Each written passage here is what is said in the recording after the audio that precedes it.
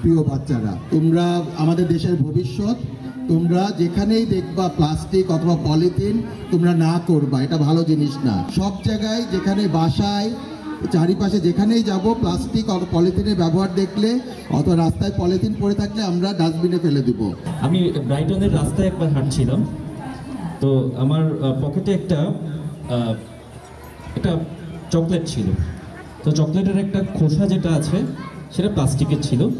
তো আমি চকলেটটা খাওয়ার পরে ভুলবশত, এটা ইচ্ছাকৃতভাবে না, রাস্তায় হাঁটছিলাম, ভুলবশত পকেট থেকে খোসাটা রাস্তায় ফেলে দিই। বললো যে পিক ইট আপ নাও নাও, মানে এটা এখনই পিক করতে হবে, আপনাকেই করতে হবে।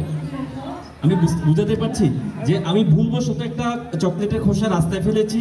ওখানকার 4 জন বাচ্চা আমার দিকে দৌড়ে এসে বললো যে এই খোসাটা এখনই তুমি হাতে তুলে নাও এবং তুমি এটা যথাযথ স্থানে ফেলো। বুঝতে পেরেছো তোমরা যে তাদের মধ্যে সচেতনতা কোন লেভেলের? আমাদেরকে প্লাস্টিক বর্জ্যের বিষয়ে এই পর্যায়ে সচেতন হতে হবে, এটি আমাদের প্রত্যাশা থাকবে।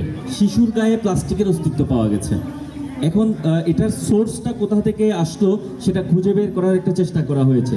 দেখা গেল যে আমরা রাস্তাঘাটে, পথে ঘাটে, যেখানে সেখানে যে প্লাস্টিকগুলো ফেলছি সেগুলো বিভিন্ন জমিতে গিয়ে মিশছে, বিভিন্ন বিলে যাচ্ছে, মাঠে ঘাটে যাচ্ছে। এই বিলে যাওয়ার পরে সেখানে ঘাস হয়েছে, সে ঘাস গরু খেয়েছে এবং গরুর দুধটা মা খেয়েছে এবং মায়ের দুধটা বাচ্চা খেয়েছে, বাচ্চার শরীরে প্লাস্টিক এসেছে। আমি বুঝাতে পারছি যে প্লাস্টিকটা কি পরিমাণ ভয়ঙ্কর হতে পারে। সো এই প্লাস্টিক বর্জ্য থেকে আমাদের ভবিষ্যৎ প্রজন্মকে রক্ষা করা, সেটি আমাদের দায়িত্ব, তোমাদেরও দায়িত্ব। পরিমাণ কমানোর জন্য সর্বোচ্চ চেষ্টা করব।